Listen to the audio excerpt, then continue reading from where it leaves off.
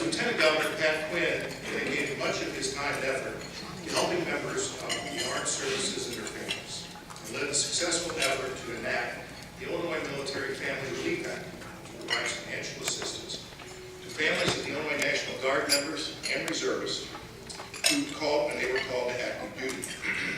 He also spearheaded the passage of, quote, "Let Them Rest in Peace Act," which has been a national model in preserving and protecting grieving families from any violent or disruptive forces that attend services, funeral services of our men and women who serve this country.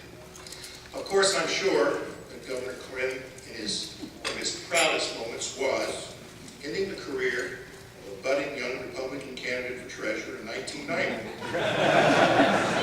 For those of you who don't remember or are too young to remember, that happened to be me. Prior to that, Pat Quinn had organized petition drives for consumer protection laws, tax reform for citizen empowerment, and in 1983 he spearheaded the drive to create the Citizens Utility. Governor Quinn is a graduate of Northwestern University of Law, holds an international economics degree from Georgetown University.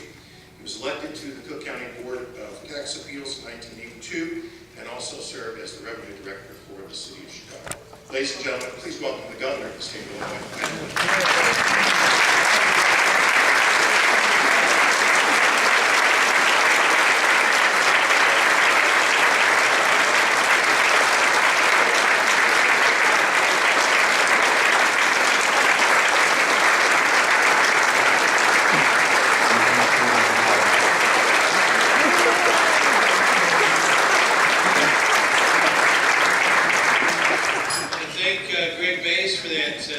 Kind introduction, and he got a better paying job because he and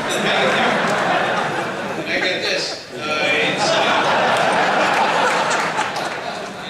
Tomorrow's the 14th week of being sworn in, 14 weeks ago, and as Greg said, it's not the easiest job in the world, but I'm not complaining. I think we have a great group of citizens in Illinois.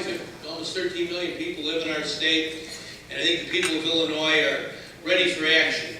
We had a tough time there with my predecessor, kind of embarrassing really, but I think the people of Illinois are good and strong, and that means the businesses of Illinois as well. I was thinking as I was waiting to come on here, I worked for High-Low Foods, a great retail merchant here. They're no longer with us, but I worked at a grocery store for 3 or 4 years and saw firsthand the importance of treating your customers right. And I also worked in manufacturing. I worked for a company called Coilcraft, located in McHenry County. They made coils and inductors and all kinds of little electronic parts. And I admire anyone who's building and making things in our society, particularly manufacturing. It's harder than ever, and it's very, very important that we work with you to make Illinois a good state to do business in.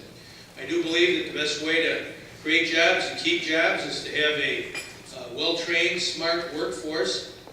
Invest in education in our budget that we just unveiled a while ago. I think jobs follow brain power. We have to have smart people, as many as we can muster, because jobs do follow brain power when it comes to creating new businesses and inventing new products and having skilled workers. So we have to have a good system of education. I used to teach community college in Illinois at both Triton and Prairie State, and more than ever, our community colleges are important to the 21st century economy, and we need to invest in them in our four-year universities and elementary and secondary education.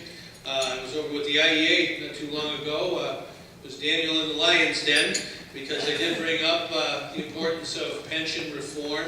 I do believe we should have pensions for our teachers in the solvent system. But our new teachers, the ones who haven't started yet, I think are going to have to accept a little different system. Eligibility a little bit more like Social Security. Like many of our citizens who are not teachers or public employees have that in Illinois. I'm really the first governor to propose public pension reform for our public employees and our teachers. We want to make sure we have a decent salary, decent benefits, and a decent pension. But we cannot afford what we have today. If we go on the same road, we'll have an insolvent system for everybody. So you need to have a governor, I think, in our state who levels with the people, has honest leadership. It's easy to tell people what they want to hear. I have a number of colleagues in government who are over on the sidelines telling folks what they think they want to hear. But I think it's important at this stage, at this moment in our history in Illinois, that we have a governor that tells the people of the land of Lincoln what they need to know about how to straighten things out. And as Chris mentioned, Chris Radogno, I enjoyed working with Chris and Tom Cross and all the leadership, both the majority and minority leadership in the House and Senate. We've had in the 14 weeks, I think, an attitude of cooperation, an atmosphere of civility, getting along, working for the common good. That's what I believe in, the common good. And clearly, the common good begins with strong ethics standards in our government. I don't think too many businesses want to do business in a state that's known for corruption. There's an international reputation for corruption. We cannot afford that one day longer. So in the next 25 days, 25 nights, between now and the end of the legislative session, we do have to enact very far-reaching ethics reforms. I'm prepared to do that. We're going to push the legislature as hard as we can and get the job done. I named a reform commission headed by Pat Collins, who the former U.S. Attorney, Prosecutor George Ryan.